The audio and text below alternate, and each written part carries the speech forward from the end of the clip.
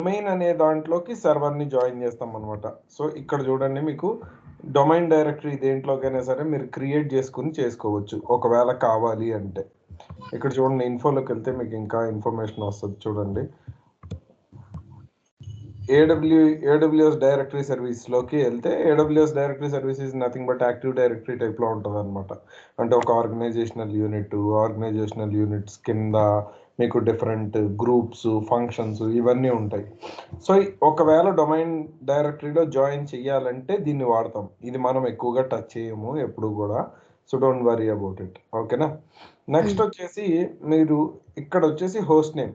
ఈ host name వచ్చేసి ఎలా రావాలి అన్నది కూడా సెట్ చేసుకోవచ్చు మీరు. ఇప్పుడు మీరు ఎప్పుడైనా సరే హోస్ట్ నేమ్ చూసినప్పుడు మీకు ఎలా వస్తుంది? For example it is coming like 192-176-20-2 something వస్తుంది కదా ఇక్కడ, అవునా? ఇలాగే కదా మీకు డొమైన్ నేమ్ వస్తుంది, సంథింగ్ అవునా కదా? కంపెనీ పేరు వస్తుంది కదా యూజువల్లీ. కాదు, ఇది ఒక ఇన్స్టెన్స్ పిన్ చేసి చూపిస్తాను చూడండి, మీకు అప్పుడు అర్థమవుతుంది. ఓకేనా. ఒక ఇన్స్టెన్స్ పిన్ చేస్తాను, చేస్తే మీకు అర్థమవుతుంది, చూపిస్తాను. కీ పేరు వచ్చేసి క్రియేట్ న్యూ కీ పేర్ 1. ఓకేనా. తర్వాత వచ్చేసి ఇదంతా నార్మల్ గానే వదిలేద్దాం. ఓకేనా. సో ఇదంతా నార్మల్ గానే వదిలేద్దాము. అడ్వాన్స్డ్ ఏమి చెయ్యకుండా జస్ట్ నార్మల్ గా అడ్వాన్స్డ్ ఏది ఉన్నదో అలా వదిలేసి, ఓకేనా, నేను ఒక ఇన్స్టెన్స్ లాంచ్ చేస్తాను. ఫస్ట్ ఆఫ్ ఆల్ దానికి ఏం కనెక్ట్ అవ్వక్కర్లేదు, జస్ట్ ఇన్స్టెన్స్ లాంచ్ చేసి ఇస్తాను. ఓకేనా. సో ఇన్స్టెన్స్ లాంచ్ అయిపోయింది. ఒకసారి ఇన్స్టెన్స్ దగ్గరికి వెళ్దాం. ఒకసారి ఇన్స్టెన్స్ దగ్గరికి వెళ్ళి చూస్తే మనకు అర్థమవుతుంది. ఇక్కడ చూడండి, మీకు host name of the machine ఉంటుంది చూడండి. ఇది ఐపీ నేమ్ చూసారా? ఇది ఎక్కడి నుంచి వస్తుంది? ఆ అడ్వాన్స్డ్ ఆప్షన్స్ లో ఉన్న హోస్ట్ నేమ్ దగ్గర నుంచి వస్తుంది. అర్థమైందా? హలో, ఇక్కడ చూడండి, ఐపీ 172.172.31.23.9 అన్నాడు. ఇది మీ ప్రైవేట్ ఐపీ అడ్రస్ అయ్యి ఉంటుంది. చూడండి ఇక్కడ, ఇదే కదా ఇక్కడ ఉంది. అర్థమైందా? సో ఇది ఎక్కడి నుంచి చేసుకోవచ్చు మీరు? ఎప్పుడైనా సరే ఒక ఇన్స్టెన్స్ లాంచ్ చేసేటప్పుడు అడ్వాన్స్డ్ ఆప్షన్స్ లోకి వెళ్ళి చేసుకోవచ్చు. చూపిస్తాను. అడ్వాన్స్డ్ ఆప్షన్స్ ఉంటాయి. అడ్వాన్స్డ్ ఆప్షన్స్ లో మీరు కావాలంటే మీరు ఏం చేయొచ్చు? ఐపీ నేమ్ అయినా ఇక్కడ మార్చాలి. ఇక్కడ ఐపీ నేమ్ అయినా పెట్టుకోవచ్చు, లేదంటే రిసోర్స్ నేమ్ అయినా పెట్టుకోవచ్చు. ఒకవేళ రిసోర్స్ నేమ్ పెట్టుకుని ఇన్స్టెన్స్ అనేది లాంచ్ చేశారు అనుకుందాం. ఓకేనా. web1 అనే ఇస్తున్నాను మళ్ళీ. ఓకేనా.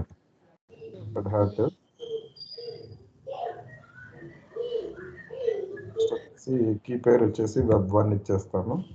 ఓకేనా. అడ్వాన్స్డ్ ఆప్షన్స్ లో మనం ఏమి ఇచ్చాము సార్? రిసోర్స్ నేమ్ ఇచ్చాము, హోస్ట్ నేమ్ టైప్. అర్థమైందా? లాంచ్ ఇన్స్టెన్స్ చేసేద్దాం. ఇన్స్టెన్స్ చేస్తే ఏమవుతుంది అన్నది చూద్దాం ఒకసారి. ఇన్స్టెన్స్ దగ్గరికి వెళ్దాము. ఇక్కడ చూడండి, హోస్ట్ నేమ్ మారిపోతుంది ఇప్పుడు, ఐపీ రాదు. చేస్తే డిఫరెంట్ గా వచ్చింది, చూసారా? అంటే ఇది దేనికి వాడతామంటే రిసోర్స్ నేమ్ అనేది యూజువల్ గా మనం మన ప్రైవేట్ ఐపీ అడ్రస్ అవతలోడికి తెలియకుండా. అర్థమవుతుందా? ఎందుకంటే మనం ఐపీ నేమ్ పెట్టామనుకోండి, ఒక్కోసారి ఏమవుతుంది, ఇక్కడ ఉన్న అడ్రస్ ఏదైతే ఉందో ఆ అడ్రస్ ఇక్కడ కనపడిపోతుంది. అవునా కదా? సో అందుకని మనం ఏం చేస్తాము, రిసోర్స్ నేమ్ ని కూడా యూజ్ చేసుకుంటూ ఉంటాం. అర్థమైంది కదా? దీన్ని టర్మినేట్ చేసేస్తాను. ఓకే. మళ్ళీ ఒకసారి లాంచ్ ఇన్స్టెన్సెస్ లోకి వెళ్దాం. ఇంకొన్ని ఆప్షన్స్ చూద్దాం. ఇక్కడ ఉన్న వాటిలో షట్ డౌన్ బిహేవియర్ అని ఒకటి ఉంటుంది, అది కూడా చాలా ఇంపార్టెంట్. ఓకేనా. సో హోస్ట్ నేమ్ చూసాం కదా మనం. హోస్ట్ నేమ్ చూసాము. తర్వాత షట్ డౌన్ బిహేవియర్ లో మీరు షట్ డౌన్ కొట్టిన తర్వాత స్టాప్ అవ్వాలా, ఇన్స్టెన్స్ టెర్మినేట్ అయిపోవాలా, రెండు ఆప్షన్స్ మీకు వస్తాయి. అర్థమవుతుందా? ఓకే, అర్థమైందా? సో ఇప్పుడు ఎక్కడ వస్తుంది ఇది మీకు? ఫర్ ఎగ్జాంపుల్ ఇక్కడ నేను టర్మినేట్ పెట్టాను అనుకోండి కాసేపు, ఓకేనా? అడ్వాన్స్డ్ ఆప్షన్స్లోకి వచ్చేసి ఇప్పుడు నేను ఒక ఇన్స్టెన్స్ క్రియేట్ చేసుకున్నాను అనుకోండి, ఓకేనా? క్రియేట్ చేసుకున్నాను, ఇక్కడ web1 ఇచ్చేస్తాను. ఇచ్చేసిన తర్వాత ఇంకేం లేదు, డైరెక్ట్గా వెళ్ళి ఇన్స్టెన్స్ చేసేస్తాను. ఇక్కడ అర్థమవుతుంది కదా మీకు? ఇక్కడ terminate shut down behaviour terminate పెట్టాం, అర్థమైంది కదా? ఇప్పుడు ఏమవుతుంది, మీరు ఇన్స్టెన్స్ లాంచ్ చేసిన తర్వాత కనెక్ట్ చేసి షట్ డౌన్ చేశారంటే టర్మినేట్ అయిపోద్ది ఇన్స్టెన్స్. అర్థమవుతుందా? ఓకే. కనెక్ట్ చేసుకుని మీరు జస్ట్ దీనికి కనెక్ట్ అయితే పబ్లిక్ అడ్రస్ తీసుకొని పట్టీలోకి వెళ్ళి, అర్థమైందా? పట్టీలోకి వెళ్ళి ఇక్కడ ఇది ఇచ్చేసి SSHలోకి వెళ్ళి, పాత్లోకి వెళ్ళి, క్రెడెన్షియల్స్లోకి వెళ్ళి, బ్రౌజ్లోకి వెళ్ళి ఇది ఇవ్వాలి. ఓపెన్ చేస్తే ఇంకా రోల్ అవుతుంది. ఓకే, రోల్ అవుతుంది, ఇంకా పెండింగ్లో ఉంది ఇది స్టేట్. ఓకేనా? ఆన్ అవ్వదు. ఓకే,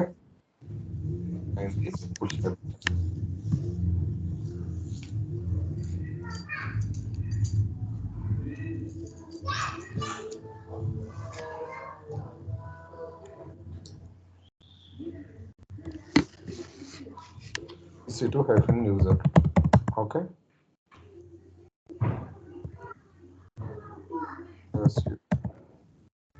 ఇప్పుడు మీరు ఏం చేస్తారు, PSSWD Linux 123 అయిపోయింది కదా? ఇప్పుడు ఏం చేస్తారు మీరు, యూనిట్ 0 చేస్తారు. ఓకేనా? యూనిట్ 0 చేసిన తర్వాత ఇక్కడికి వెళ్ళి మీరు చెక్ చేసుకుంటే, ఒకసారి మీరు ఇక్కడ చెక్ చేసుకోండి, షట్టింగ్ డౌన్ అవుతుంది కదా, టర్మినేట్ అయిపోతుంది చూడండి. ఓకేనా? ఎందుకు టర్మినేట్ బిహేవియర్ మనం ఏం పెట్టాము, షట్ డౌన్ బిహేవియర్ మనం ఏం పెట్టాము, టర్మినేట్ పెట్టాము కదా? హలో, అందుకని డైరెక్ట్గా టర్మినేట్ అయిపోతుంది. ఇప్పుడు ఇది చూడండి, టర్మినేట్ అయిపోయిందా? అర్థమైందా? దీన్ని మనం షట్ డౌన్ బిహేవియర్ అని పిలుస్తాం. ఓకేనా? తర్వాత మళ్ళీ ఒకసారి లాంచ్ ఇన్స్టెన్సెస్లోకి వెళ్ళి ఇంకా అడ్వాన్స్డ్ ఆప్షన్స్లో ఏం ఆప్షన్స్ ఉన్నాయన్నది చూద్దాం. ఏందబ్బా ఈ జిమ్కి వెళ్ళే వాళ్ళు ఇలా చచ్చిపోతున్నారు? హలో, ఒక్క నిమిషం అది, ఒక్క నిమిషమా? హలో, అప్పుడు బాబు. సో ఓకేనా,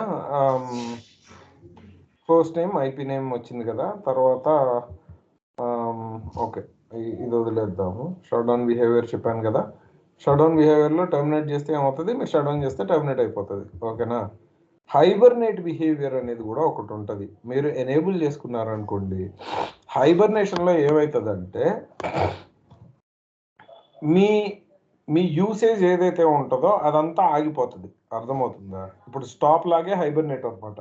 హైబర్నేట్ బిహేవియర్లో ఏమవుతుంది అంటే జనరల్గా మీకు ఇక్కడ చూడండి, ఇక్కడ చెప్తాడు, hibernation stops your instance and saves the contents of instances RAM to root volume. ర్యామ్లో ఏదైతే డేటా ప్రాసెసింగ్లో ఉందో దాన్ని అంతటినీ కూడా రూట్ వాల్యూమ్లోకి పంపించేస్తుంది. అర్థమవుతుందా? ఇప్పుడు ఫర్ ఎగ్జాంపుల్ ఒక పర్టికులర్ మెషిన్ రన్ అవుతుంది అనుకోండి, ఇది రన్ అవుతున్నప్పుడు దీని ర్యామ్లో కొంత డేటా అనేది ప్రాసెస్ అవుతూ ఉంటుంది కదా, అవునా కదా? హలో, ఫర్ ఎగ్జాంపుల్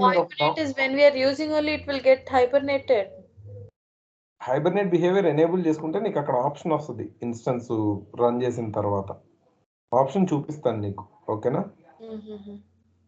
అర్థమవుతుందా? ఇప్పుడు జనరల్గా ఏదైనా ఒక ప్రాసెస్ నడుస్తుంది అనుకోండి, ఈ ప్రాసెస్ నడిచేటప్పుడు మనకి ఏమవుతుంది, కొంత ర్యామ్లో సేవ్ అవుతూ ఉంటుంది కదా. ఒక ప్రాసెస్ రన్ అవుతుంది అనుకోండి, ఒక ప్రాసెస్ అనేది రన్నింగ్లో ఉంది, ఫర్ ఎగ్జాంపుల్ ఒక కాపీ జరుగుతుంది అనుకోండి. ఓకేనా? Copy from DIR1 to DIR2.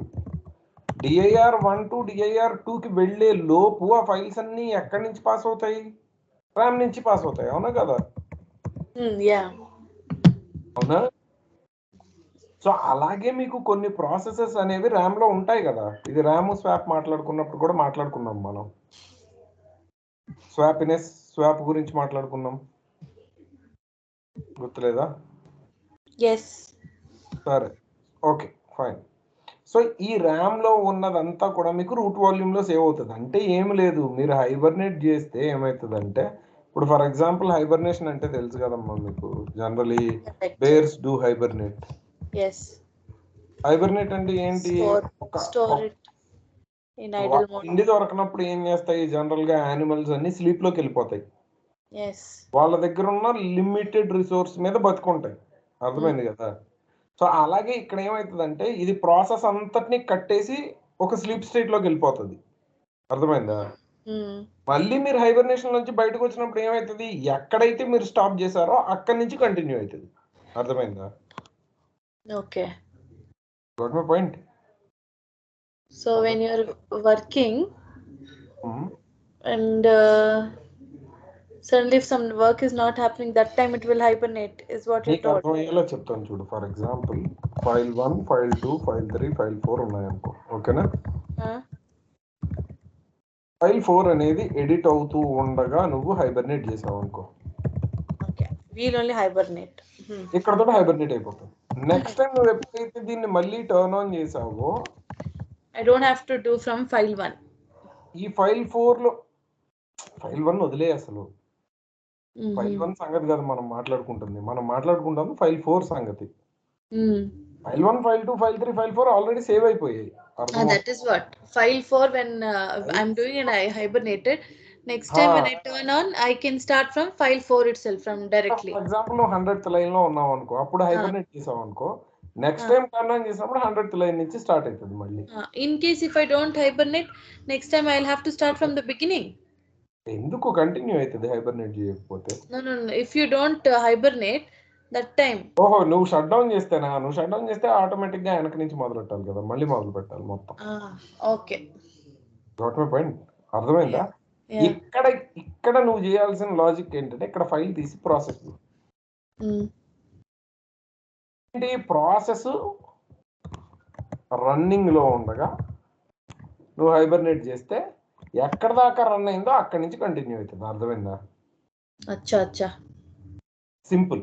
File తీసి ప్రాసెస్ పెట్టు, నీకు హైబర్నేషన్ అర్థమైపోద్ది. Got it? ఇది హైబర్నేషన్ బిహేవియర్. అర్థమైందా? ఇంకొకటి వచ్చేసి టర్మినేషన్ ప్రొటెక్షన్. దీన్ని ఎనేబుల్ చేయాలండి. టర్మినేషన్ ప్రొటెక్షన్ దీన్ని ఎనేబుల్ చేస్తే మీరు ఆ మెషిన్ ని టర్మినేట్ చేయలేరు. చూపిస్తాను చూడండి ఒకసారి, ఓకేనా? Example, let us go up. Say web1 head.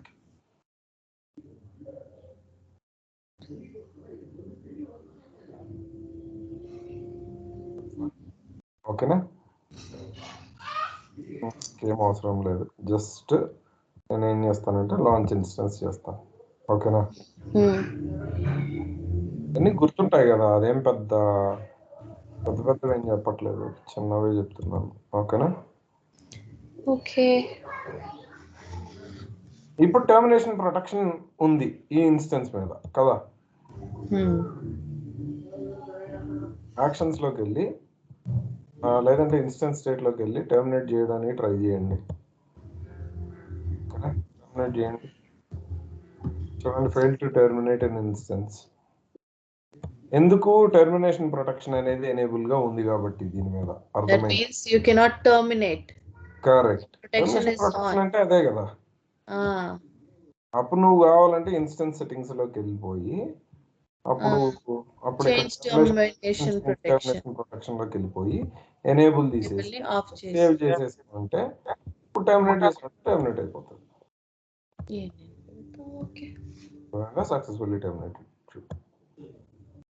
ఈ టర్మినేషన్ ప్రొటెక్షన్ దేనికి వాడతాము అసలు జనరల్ గా? ఏవైతే ఇంపార్టెంట్ రిసోర్సెస్ ఉంటాయో లేదంటే ఇంపార్టెంట్ ఇన్స్టెన్సెస్ ఉంటాయో అవి గమ్ముని టర్మినేట్ అయిపోకూడదు అన్నప్పుడు మనం టర్మినేషన్ ప్రొటెక్షన్ పెట్టుకుంటాం. అర్థమైందా? ఇప్పుడు గమ్మున ఎవడైనా స్టాప్ కొట్టపోయి టర్మినేట్ కొట్టాడు అనుకో, ఇన్స్టెన్స్ టర్మినేట్ అయిపోద్ది కదా. కరెక్ట్. అలా టర్మినేట్ కాకుండా ఉండడానికి మనం దీన్ని వాడతాం. అర్థమైందా? ఓకే. ఓకే, తర్వాత మళ్ళీ లాంచ్ ఇన్స్టెన్స్ లోకి వెళ్ళి అడ్వాన్స్డ్ ఆప్షన్స్ లోకి వెళ్దాం. ఇంకొన్ని ఆప్షన్స్ ఉన్నాయి. ఓకే, అడ్వాన్స్డ్ ఆప్షన్స్ లో స్టాప్ ప్రొటెక్షన్ కూడా ఉంటుంది. అలాగే టెర్మినేట్ ప్రొటెక్షన్ లాగే there is also stop protection. Stop చేయకుండా సేమ్ రైట్. అర్థమైంది కదా? సేమ్. నెక్స్ట్ వచ్చేసి క్లౌడ్ వాచ్ మానిటరింగ్ ఎనేబుల్ చేస్తే దీనికి చెప్తున్నాడు చూసా, additional charges apply. Cloud watch అనేది ఏంటంటే మానిటరింగ్ అనమాట. ఎనేబుల్ చెయ్యను. ఓకే, దీని గురించి చెప్తాను, కాసేపు మాట్లాడదాం దీని గురించి. ఓకేనా? జనరల్గా మనకి ఒక సర్వర్ ఎలా రన్ అవుతుంది అని తెలియాలనుకో, ఎక్సెప్ట్ స్టాట్ కమాండ్స్ మనకు ఒక వాచ్ డాగ్ అనేది ఉంటే బెటర్ కదా, అవునా కదా? దట్ అలార్మ్స్ us, అవునా కదా? ఇన్ కేస్ మన ఇన్స్టెన్స్ ఏదైనా ఫెయిల్యూర్ అయినా, లేదంటే మన ఇన్స్టెన్స్ సరిగ్గా రన్ అవ్వకపోయినా, దాంట్లో లోడ్ ఎక్కువ వస్తున్నా, మనకు ఒక వార్నింగ్ అనేది ప్రొవైడ్ చేసే మెకానిజం ఒకటి ఉంటే బెటర్గా ఉంటుంది కదా. దానినే మనం మానిటరింగ్ టూల్ అంటాం. ఓకేనా? Okay. Cloud watch is AWS inbuilt monitoring tool. అర్థమైందా? అలాగే మనం డెవాప్స్ లో మాట్లాడుకుంటాము గ్రఫానా అని, గ్రఫానా, ప్రొమేథ్యూస్, ఇలా కొన్ని టూల్స్, నాగియోస్, ఇలా కొన్ని టూల్స్ మాట్లాడుకుంటాం. ఇవన్నీ కూడా మానిటరింగ్ టూల్స్ అన్నమాట. Monitoring tools are the tools that will watch the behaviour of your particular resource. అర్థమైంది కదా? ఓకే. Got it? క్లియరా? యా. ఇది అయిపోయింది. ఇప్పుడు నెక్స్ట్ దీన్ని ఎనేబుల్ చేసామంటే ఏం లేదు, క్లౌడ్ వాచ్ లో నీకు ఈ రిసోర్స్ తాలూకా డేటా అంతా వస్తూ ఉంటది. ఓకేనా? ఇది నేను క్లౌడ్ వాచ్ చెప్పేటప్పుడు నేను నా అకౌంట్ క్రియేట్ చేసి చెప్తాను, ఎందుకంటే అన్ని బిల్లులు వచ్చేవి నీ దాంట్లో చేస్తే 30,000 వస్తుంది, అందుకనే చేయట్లేదు. Don't worry about it. Okay, next వచ్చేసి ఇలాస్టిక్ జీపీయూ. ఇలాస్టిక్ జీపీయూ అంటే గ్రాఫికల్ అనమాట. ఓకేనా? ఇది విండోస్ కి, ఇది లినక్స్ కి కాదు. అర్థమైందా? ఇలాస్టిక్ జీపీయూ అనేది అంటే యూజువల్లీ మనం ఏం చేస్తాం, ఆర్డిపి ప్రోటోకాల్ తోటి కనెక్ట్ అవుతాం. ఇప్పుడు జస్ట్ లైక్ పొట్టి తోటి SSH ఎలా చేస్తున్నామో, ఒక విండోస్ మెషిన్ కి కనెక్ట్ అవ్వాలంటే ఆర్డిపి ప్రోటోకాల్ వాడతాం. ఆర్డిపి ప్రోటోకాల్ తోటి కనెక్ట్ అవుతాం. సో ఆర్డిపి ప్రోటోకాల్ తోటి కనెక్ట్ అయ్యేటప్పుడు నీకేంటంటే బెటర్ గ్రాఫిక్స్ రావాలి అన్నప్పుడు నువ్వు ఈ గ్రాఫికల్ దా అప్లై చేసుకోవాలి, ఈ జీపీయూ అప్లై చేసుకోవాలి. అర్థమైందా? ఫర్ విండోస్ యూజర్ చూడండి, specify elastic graphics to attach appropriate instance type. The graphics is incompatible if no value is okay fine. ఇది దేనికంటే మీకు బెటర్ గ్రాఫిక్స్ రావడానికి. అర్థమవుతుందా? ఎందుకంటే AWS లో చాలా సర్వీసెస్ ఉంటాయి కదా, not one service is there are around 700+ services that are there. అర్థమైందా? సో అక్కడ ఎక్కడైనా సరే మీకు గ్రాఫికల్ కావాల్సి వస్తే ఈ ఎలాస్టిక్ జీపీయూ అనేదాన్ని పెట్టుకుంటాం. అర్థమైందా? నెక్స్ట్ వచ్చేసి ఈబిఎస్ ఆప్టిమైజ్డ్ ఇన్స్టెన్స్. ఈబిఎస్ అంటే ఏంటంటే ఇలాస్టిక్ బ్లాక్ స్టోరేజ్. అర్థమవుతుందా? ఓకే.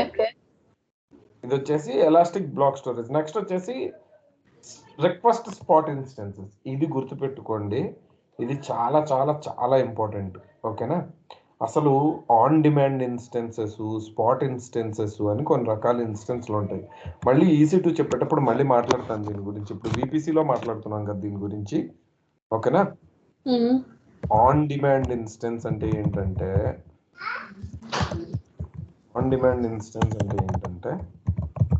ఇప్పుడు ఫర్ ఎగ్జాంపుల్ నువ్వు ఒక ఇన్స్టెన్స్ లాంచ్ చేసావు అనుకో. అర్థమవుతుందా?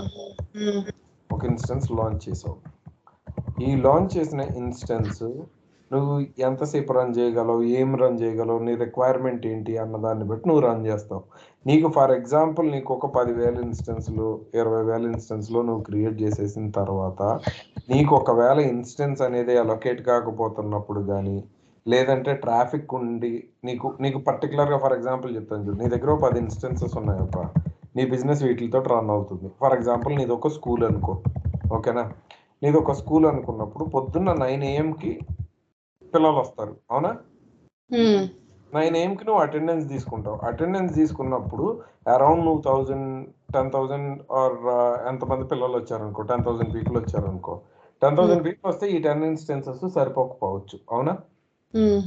ఆ టైంకి నీకు కావాల్సిన ఇన్స్టెన్సెస్ ప్రొవైడ్ చేయడానికి on demand instances, spot instances అని 2 రకాల ఇన్స్టెన్సెస్ ఉంటాయి.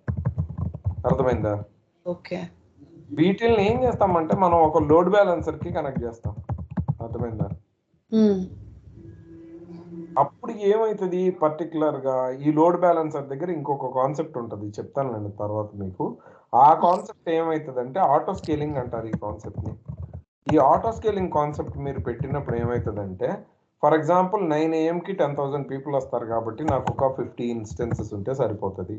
సో 9 AM కల్లా ఈ 10 ఇన్స్టెన్స్లు 50 ఇన్స్టెన్స్లు అయిపోతాయి మీరు ఇక్కడ ఒక సెట్టింగ్ చేస్తే. అర్థమైందా?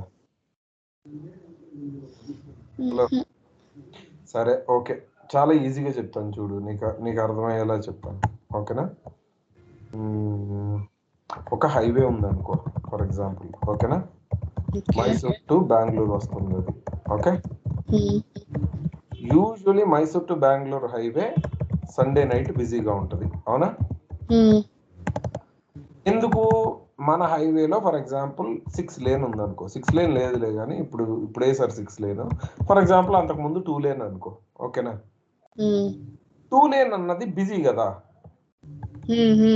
Auto scaling with load balancer అనేది ఎలా పనిచేస్తుందంటే, నీకు సండే నైట్ బిజీ కాబట్టి ఈ 2 లేన్ 6 లేన్స్ అవుతుంది. అర్థమైందా? సండే నైట్ అయిపోగానే మండే మార్నింగ్ కి నీకు బిజీ తగ్గిపోద్ది కదా, అప్పుడు మళ్ళీ 6 లేన్స్ నుంచి 2 లేన్స్ అయిపోతుంది. ఓకే, అర్థమవుతుందా? జస్ట్ ఇమాజిన్ ఫ్యాంటసీ, ఇలా అవ్వదు అనుకో, రోడ్ అలా అవుతుంది కానీ, కాకపోతే understand the whole concept behind it. నీకు అర్థమవుతుంది కదా? ఫర్ ఎగ్జాంపుల్ ఇంకా ఈజీగా చెప్తాను చూడబ్బా నీకు. ఇంటికి గెస్ట్ వచ్చారు, ఓకేనా? 10 మంది గెస్ట్ వచ్చారు, ఓకేనా? 10 మంది గెస్ట్ వచ్చినప్పుడు నువ్వు ఒక 10 కప్స్ రైస్ పెడతావు, అవునా? ముందు రోజు ఎంతమంది ఉన్నారు మీ ఇంట్లో? 4 ఉంటారు, అవునా? 4కి నువ్వు 4 కప్స్ పెడతావు, అవునా?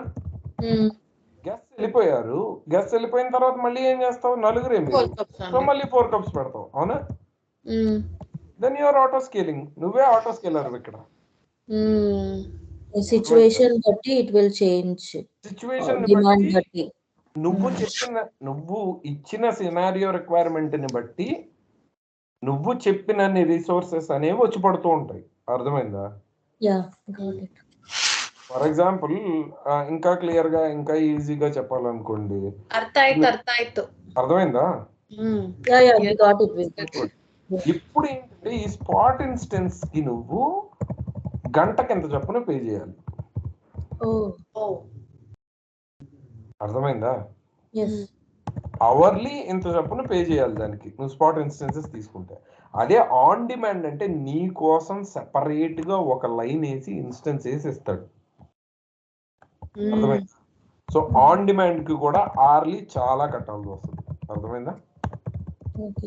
ఈ on demand instances and spot instances అనేవి మనం ఎక్కడ వాడతామంటే లోడ్ బ్యాలెన్సింగ్ లోనో, లేదంటే వెరీ ఇంపార్టెంట్ ఇన్స్టెన్సెస్ ని పెట్టడానికో వాడతాం. అర్థమైందా? ఓకే, చాలా ఆప్షన్స్ ఉంటాయి, అన్ని అక్కర్లేదు. అర్థమైందా? కొన్ని ఆప్షన్స్ తెలిస్తే సరిపోతుంది. ఓకే, ఇక్కడ చూడండి, టెనెన్సీ అన్నప్పుడు మీకు డెడికేటెడ్ హోస్ట్ అలాగే షేర్డ్ 3 వస్తున్నాయి కదా. ఇప్పుడు ఫర్ ఎగ్జాంపుల్ ఈ టెనెన్సీ గురించి మాట్లాడుకుందాం కాసేపు, ఓకేనా? మనం ఒక డేటా సెంటర్ లో రన్ చేసుకుంటున్నాం, అంతే కదా? At the end of the day నువ్వు క్లౌడ్ లో చేసినా సరే ఎక్కడొక్కడ డేటా సెంటర్ లోనే కదా ఉంటది నీ మెషిన్, నీ ఇన్స్టెన్స్ వచ్చి. నువ్వు ఏ క్లౌడ్ వాడుతున్నావు? పబ్లిక్ క్లౌడ్ వాడుతున్నావు, అవునా?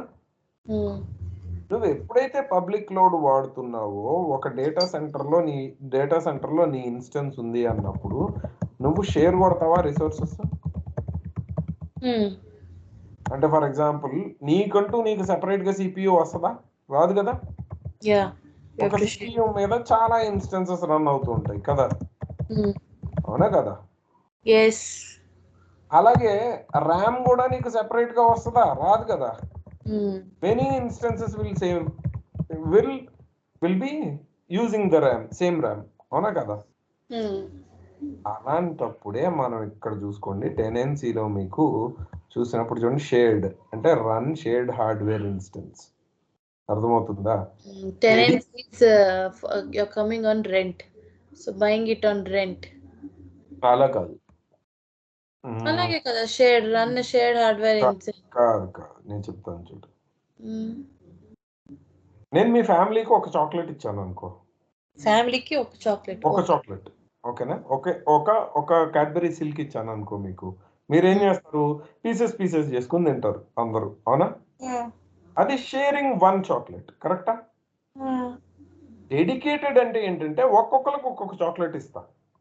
కరెక్ట్. అర్థమైందా?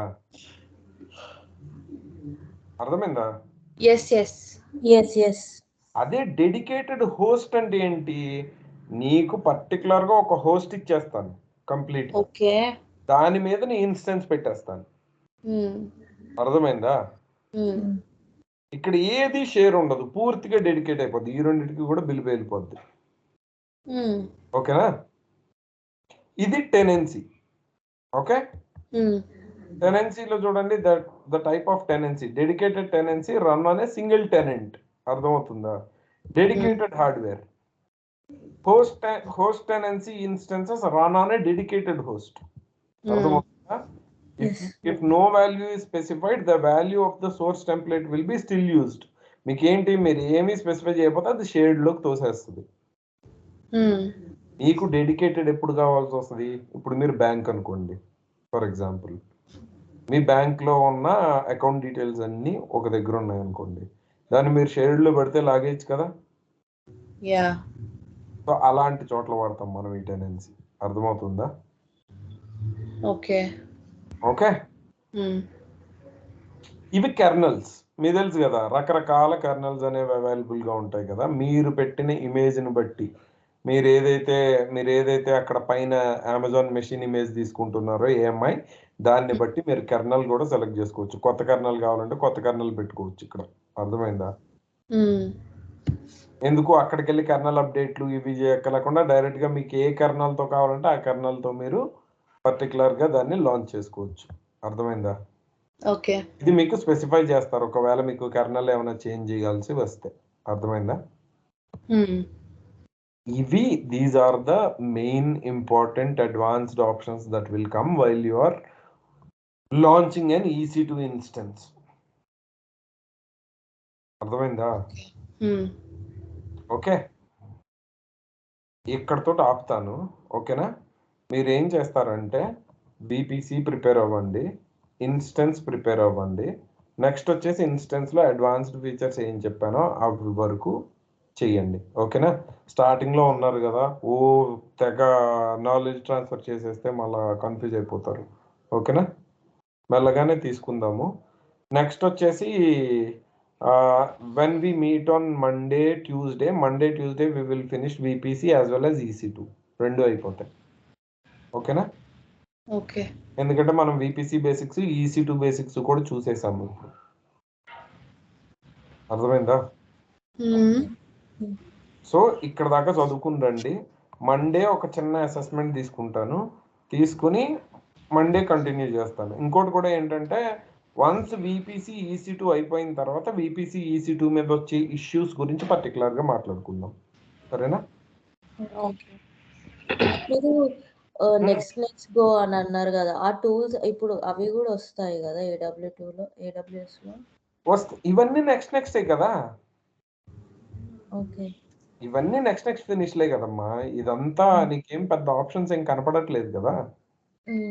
నీకు కమాండ్స్ ఏమి లేవు, కాకపోతే నువ్వేం నేర్చుకుంటున్నావు, ఏది ఎలా పనిచేస్తుంది, ఏ ఆప్షన్ ఎందుకు పనిచేస్తుంది అనేది నేర్చుకుంటున్నావు. ఎందుకు నేర్చుకుంటున్నావు అన్నది మాట్లాడాం కదా నిన్న. ఎందుకంటే రేపు పొద్దున టెరాఫామ్ పెట్టి నువ్వేమి దీంట్లోకి వచ్చి నువ్వేం చెయ్యవు ఎప్పుడు కూడా, నువ్వంతా టెరాఫామ్ నుంచి చేస్తావు. కాకపోతే టెరాఫామ్ నుంచి చేసిన తర్వాత నీకు ఆటోమేషన్ లో ఏదైనా ప్రాబ్లం వస్తే మాన్యువల్ గా వచ్చి చేయడానికి నీకు నాలెడ్జ్ ఉండాలి కాబట్టి నువ్వు నేర్చుకుంటున్నావు. అర్థమైంది కదా? అది ఓకే. నేను మండే కలుస్తాను అయితే.